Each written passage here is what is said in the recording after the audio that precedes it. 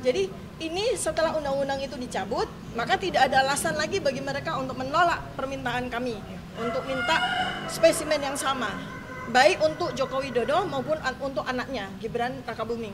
Ya, jadi Gibran ini statusnya bagi kami adalah impeachable, layak untuk dimakzulkan. Nah, selebihnya di tahun ini begini ya, jadi penjelasannya ya. Mungkin saya lebih. Ya, ini saya sebagai alumni UGM yang pernah juga minta legalisir ijazah ya. Jadi sebenarnya legalisir ijazah ini agak kita perlu bandingkan ya. Karena secara lazim legalisir ijazah UGM itu biasanya vertikal begini. Ya, tapi ini kan horizontal. Ya, nanti kita perlu minta spesimen-spesimen lain lagi untuk kita bandingkan. Sehingga kita punya akurasi, punya validasi apakah memang legalisasi yang seperti ini dengan warna merah ini memang sesuai dengan kelaziman dari UGM ya. Kemudian kedua yang menarik adalah pada spesimen yang kami dapatkan dari KPU Pusat itu selain capnya beda warna ya, biru capnya, kemudian namanya itu kurang jelas ya. Kita meraba-raba saja namanya ya Pak Bonato ya. Kalau ini jelas ya. Jelas ini yang melegalisir adalah Bapak Profesor Dr. Insinyur Muhammad Naim M. Agraria ya. Jadi petugas yang berhak untuk melakukan tanda tangan legalisasi adalah dekan.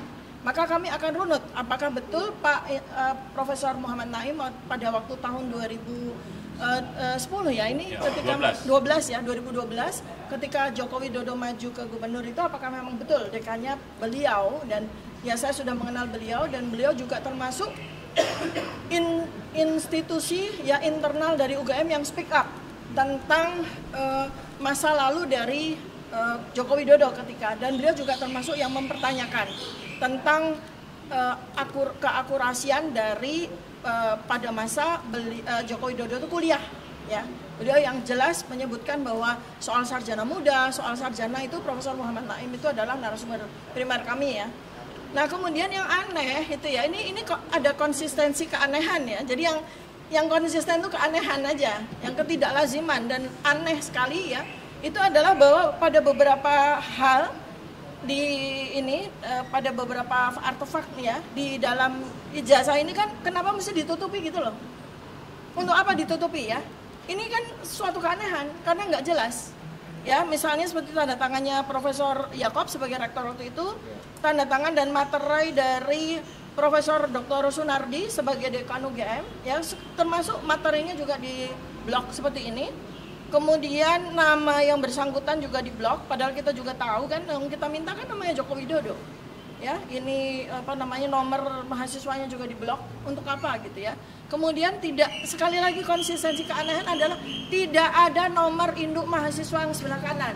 Ini nomor induk mahasiswa sesuai dengan urutan universitas. Ya, di sini juga di blok. Seharusnya ini ada kan, Anda lihat ya, tapi ini di blok. Ya, jadi ini aneh sekali. Untuk apa? KPUD Jakarta melakukan hal ini itu untuk apa? Karena spesimen seperti ini secara lengkap sudah pula kita dapatkan. Ya, RRT sudah dapatkan spesimen ijazah ini ya lengkap pada waktu tahun 2022, Oktober 2022, di mana dekan Fakultas Kehutanan UGM sendiri ya itu sudah menunjukkan salinan fotokopi yang tidak ada ditutup-tutupi seperti ini. Kemudian Bareskrim pun tanggal 22 Mei 2025 itu juga sudah mengeluarkan salinan fotokopi ijazah tersebut ya. Jadi ini kan ngapain gitu ya? Untuk apa KPUD ini menutup-nutupi seperti juga yang terjadi pada KPU pusat? Itu tidak perlu, sangat tidak perlu ya, gitu ya. Ini akan apa? Belum ada keterangan dari KPU baik itu KPU pusat maupun KPUD Jakarta terkait dengan penutupan. Ya, nah itulah hari ini kami bersurat kepada KPU pusat untuk mempertanyakan soal minggu lalu kan kami sudah dapat spesimen yang ditutupi juga. Nah, ini kan tidak lazim, ya. Bahkan kalau menutup-nutupi informasi itu melanggar undang-undang, justru mereka kan melanggar undang-undang. Maka kami hari ini bersurat kepada KPU pusat, bersurat kepada KPUD Jakarta untuk mempertanyakan untuk apa menutup-nutupi spesimen ijazah yang sudah diberikan kepada kami ini. Ya. Oh iya. Ini kenapa kalau misalnya dari salinan ini kan akhirnya dikirimkan kepada RRT. RRT gitu, Iya. Kenapa harus melalui Pak Bonatuan? Baik. Saya kan doktornya dan S1, S2, S3 saya dari kebijakan publik. Saya tidak punya kompetensi ke situ. Saya hanya berputar pada public domainnya. Nah, jadi kan sudah dapat barangnya, saya peroleh dengan memakai peraturan kebijakan publik ya, pelayanan undang-undang pelayanan publik, undang-undang keterbukaan informasi publik. Jadi memang sebaiknya saya merasa beliau-beliau yang lebih kompeten untuk menjawab ini ya, menganalisis ini. Tentunya ini kan akan melalui serangkaian analisis, misalnya foto, ya, bentuk wajah macam segala, huruf macam segala, itu termasuk kegiatan-kegiatan yang tidak saya kuasai. Ya. Kenapa nggak langsung dari RRT aja Ibu? Oh kami juga, jadi ini sebetulnya pekerjaan semesta ini ya. Jadi RRT juga sudah bersurat dan kami juga sudah mendapatkan spesimen yang sama. Di sisi lain secara paralel, Pak Dr. Bonatua itu juga mengajukan surat yang sama di waktu yang sama. Ini adalah semesta mendukung. Artinya apa? Sekarang ini RRT tidak sendiri lagi, sudah dikawani oleh Dr. Bonatua Silalahi dan Pak Subhan Palal dan banyak insan-insan akademisi dan ilmuwan yang sudah tergerak, sudah berani keluar dari belenggu ketakutan, kekhawatiran dan sebagainya ya. Ini saya apresiasi sekali Pak Bonatua, terima kasih banyak atas inisiatifnya ya, membantu kami. Nah yang lucu ini menarik ya. Jadi RRT sudah cukup lama menyampaikan surat ya melalui tim kuasa hukum kami, tim pembela penegak keadilan dan juga tim AKK ya, advokasi anti kriminalisasi akademisi dan aktivis ya itu. Tapi ternyata yang lebih direspon lebih cepat, 1 minggu lebih cepat itu adalah Pak Bonatua. Artinya apa? Kami melihat ketakutan pada KPU pusat, KPU daerah terhadap kami RRT. Nah makanya ini Tuhan Yang Maha Kuasa yang membantu kami ya. Jadi dengan Pak Bonatua itu sudah mendapatkan spesimen yang sama-sama kami minta, ini sangat membantu dan Pak Bonatua sudah menyerahkan kepada kami, tapi kami tetap minta ya.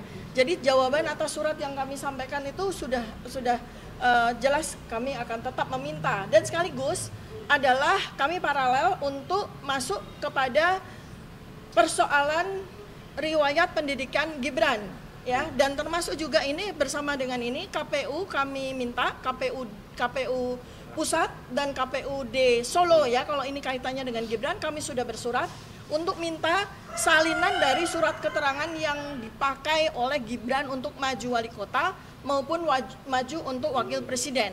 Ini penting sekali ya, sebab kalau sampai terbukti bahwa ternyata Gibran itu menggunakan surat keterangan yang oleh pihak Kementerian Pendidikan Dasar dan Menengah pun juga perlu dipertanyakan ya, karena Pak Menteri sendiri sudah sampaikan bahwa itu adalah pekerjaan menteri yang lalu ya by WA kepada Pak Roy. Nah artinya beliau tidak mau tanggung jawab terhadap surat keterangan yang dipakai oleh Gibran tersebut gitu ya. Jadi ini paralel ya, saudara-saudara sebangsa dan setanah air, kita ini paralel RRT dan partners ini Pak Dr. Bonatua, Pak Subhan Palal dan semua pihak yang sekarang ini sudah bersama dengan kami, ini kami paralel untuk berjuang terus ya sampai 100% kita bisa pastikan soal perihal Joko Widodo dan juga 100% kita juga bisa pastikan perihal Gibran Rakabuming. Ya. Mau konfirmasi lagi Bu, tadi berarti mau minta lagi ke KPUD Solo begitu ya? Iya, ya untuk kedua hal tersebut ya.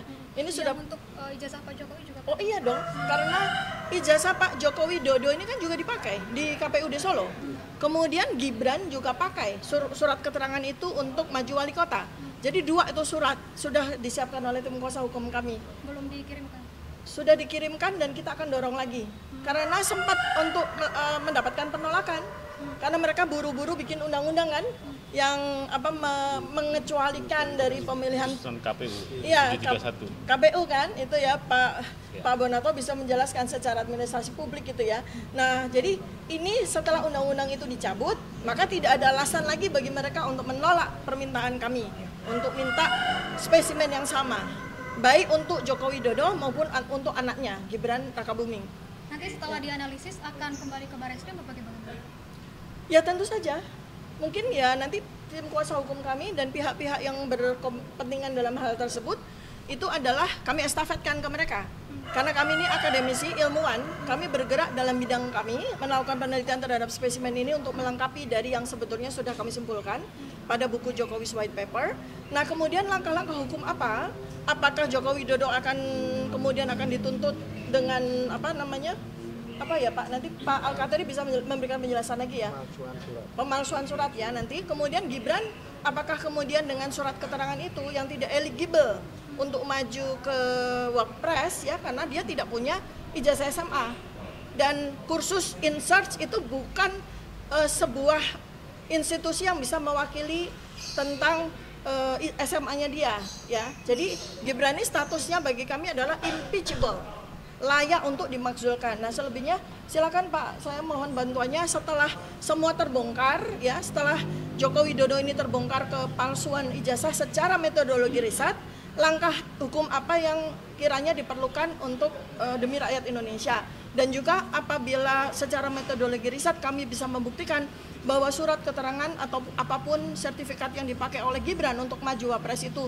impeachable ya, maka langkah hukum apa yang menjadi konsekuensinya? Silakan Pak.